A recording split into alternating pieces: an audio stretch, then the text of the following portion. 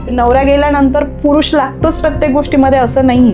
आज तुमच्या बाबतीत जे घडलं ते दुसऱ्या कुणाच्या बाबतीत घडू नये. तुमचा जीव समाजासाठी उपयोगाचा नाही, पण तुमचा जीव हा तुमच्या कुटुंबासाठी उपयोगाचा आहे.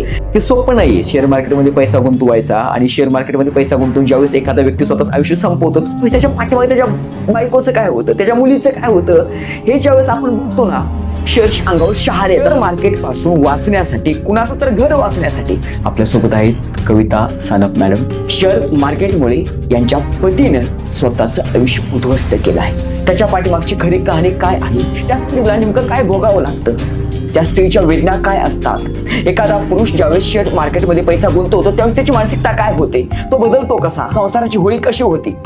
भविष्यात एखाद्या स्त्रीच्या वाटेला असं आयुष्य येऊ नये, एखाद्या स्त्रीनं असं जगणं जगू नये म्हणून कविता सानप मॅडम यांनी थेट आपल्या या विचार मंचावरती येऊन त्यांच्यासोबत नेमकं काय घडलं हे सगळं आपल्याला सांगणार आहेत. आपण थेट त्यांच्याशी संवाद साधू.